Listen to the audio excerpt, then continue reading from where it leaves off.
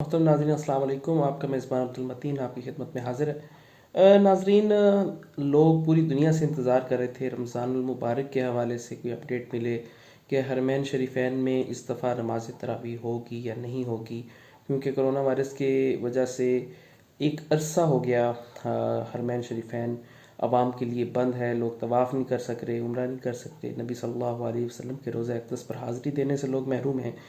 اس حوالے سے اب سے کچھ دیر پہلے یہ اپڈیٹ آئی ہے سعودی گورنمنٹ اور آفیشلز کی جانب سے، اور وہ یہ ہے کہ اس سال حرمین شریفین میں تراویح تو ضرور ہوگی، لیکن ایک تو یہ ہے کہ تراویح میں عوامی شرکت نہیں ہوگی، محدود سطح پر لوگ شریک ہو سکیں گے۔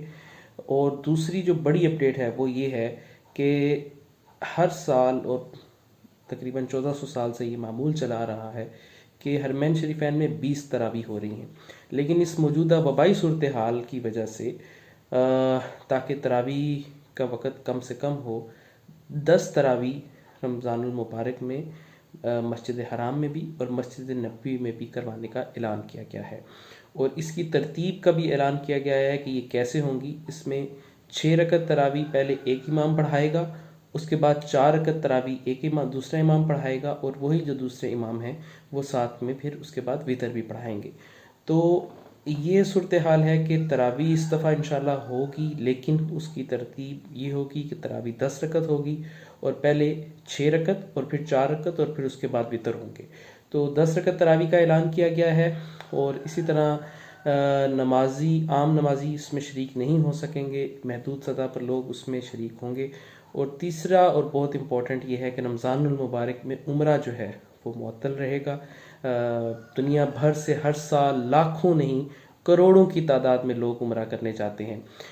اسٹیٹسٹکس کے مطابق 2018 2019 کے اگر سال نکالیں تو ایک سال میں جو صرف رمضان میں عمرہ کرنے والے لوگ ہیں ان کی تعداد 1 کروڑ سے زیادہ ہے۔ جو سعودی عرب سے اور سعودی عرب کے باہر پوری دنیا سے لوگ عمرہ کرنے جاتے ہیں ان کی تعداد 1 کروڑ سے زیادہ ہے۔ اسی طرح عمرے کے بعد جو سب سے زیادہ اہتمام ہوتا ہے تراویح عمرے کے علاوہ، وہ ہوتا ہے اعتکاف کا۔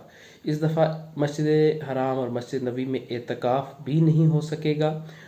یاد رہے کہ مسجد حرام میں صرف 50,000 لوگ، خواتین اور مرد جو ہیں وہ اعتکاف کرتے ہیں، 50,000 لوگ اعتکاف کرتے ہیں، لیکن اس دفعہ اس صورتحال کی وجہ سے وہاں پہ اعتکاف بھی نہیں ہو سکے گا۔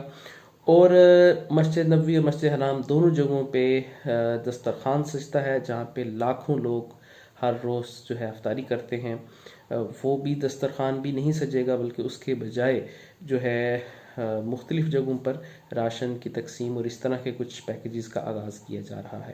یہ تمام اعلانات جو ہیں سعودی گورنمنٹ کی طرف سے کر دیے گئے ہیں، سعودی گزٹ میں بھی یہ آ چکا ہے۔